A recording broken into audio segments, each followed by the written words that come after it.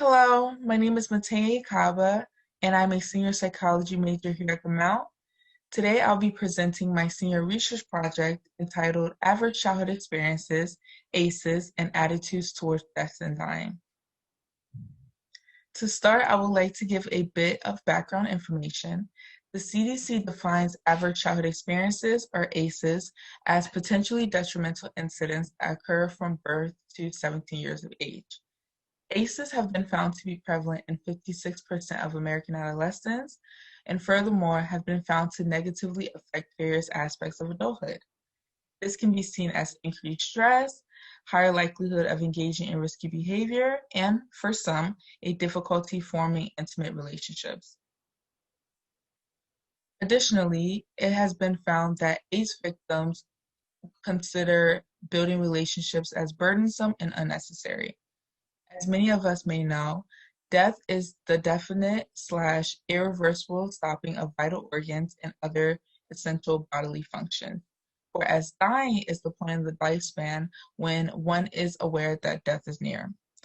For many people, the concepts of death and dying are hard to comprehend and often met with strong negative emotions. However, research suggests that for ACE victims, this may not be the case.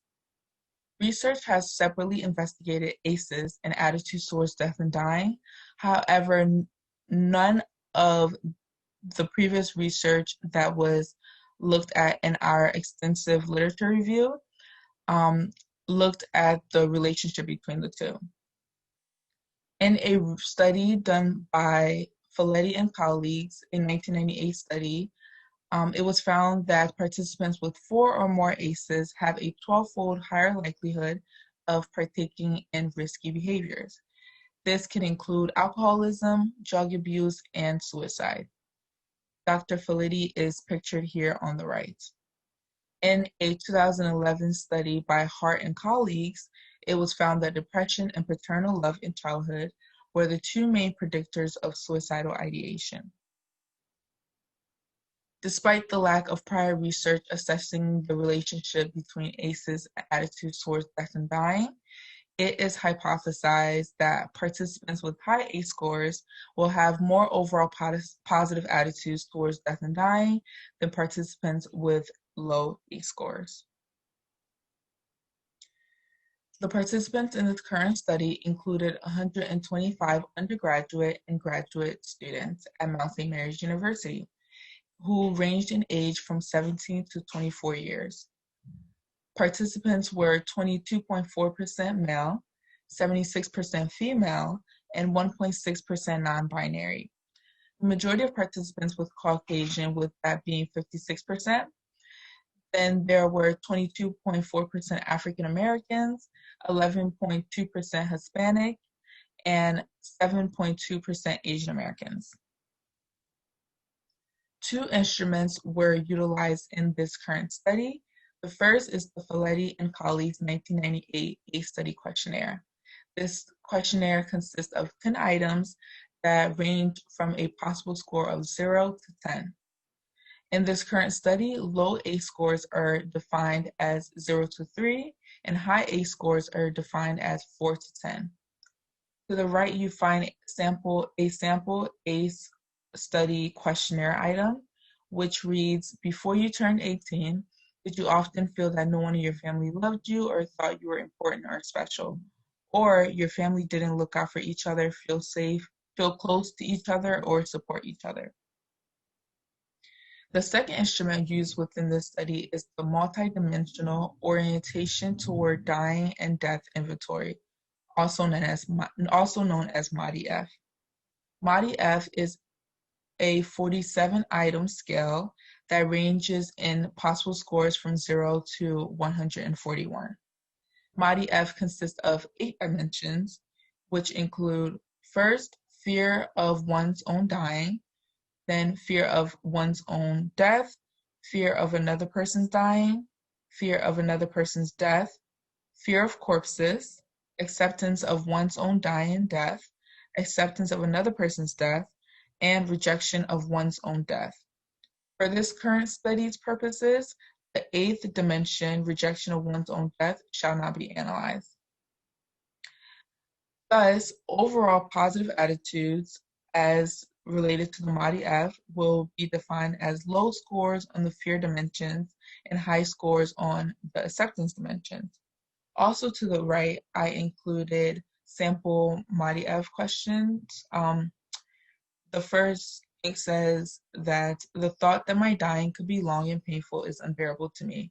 And possible responses range from agree not at all to agree almost totally. Procedure. To start, a mass email including the link to a Qualtrics XM survey was sent to the entire institution of Mount St. Mary's University. Participants who responded to the email were first instructed to complete the ACE study questionnaire items, followed by the Matenyeh items. After the study, the responses were filtered to exclude participants who did not complete both the ACE and Matenyeh items, also to exclude participants over the age of 24. Next, the 8 distracted questions that were included in the Matenyeh scale items were removed. Lastly, items 9 and 38 of the Matenyeh were reverse scored. The results found that participants with high ACE scores had similar averages on the acceptance dimensions, with an average score of 21.5 to participants with low ACE scores who had an average score of 21.2.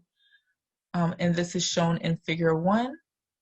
However, the results were not statistically significant as shown by an independent samples t-test.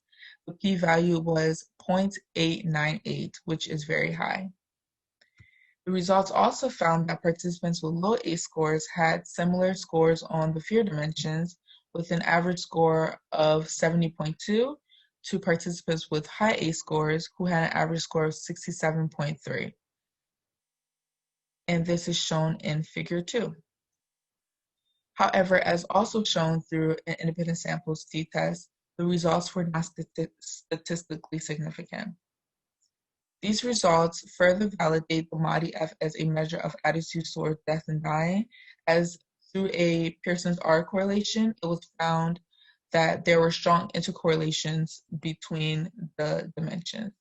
However, there just were not any relationships between ACE scores and attitudes towards death and dying. Conclusions/implications. As previously mentioned, no relationship exists between ACE scores and attitudes towards death and dying. That is to say that the hypothesis was not supported. This lack of correlation is inconsistent with prior research, such as the Clark and colleagues 2015 study that found ACE scores to be negatively correlated with attitudes towards personal relationships. Because as previously mentioned, there were no relationships found within our results. It is also inconsistent with the Hart and colleagues 2010 study that found depression and paternal love in childhood to be the 2 main predictors of suicidal ideation. These results nevertheless indicate that more examination is needed and more further investigation to determine the possible relationship between the 2 variables. Few limitations for this study should be noted. The first is that there were vastly different sample sizes. We found that there were more participants with low ACEs than participants with high ACEs. A second limitation was in our use of an online questionnaire as a result of the COVID-19 pandemic. This may have contributed to the attrition rate we observed, because by conducting the study through an online questionnaire rather than in person, participants' willingness to voice concerns may have been decreased. Our third and last limitation that should be noted is seen in the limited variability of the participants' demographics. Participants were mainly undergraduate students from a Catholic university.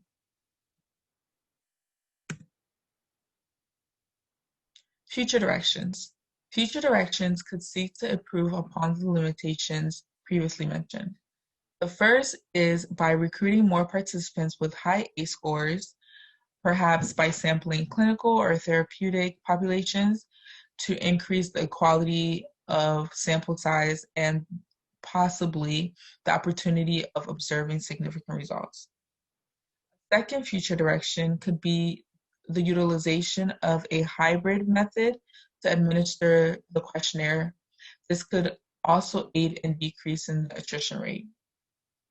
A last proposed direction is the use of more diverse and randomly selected populations to act as participants.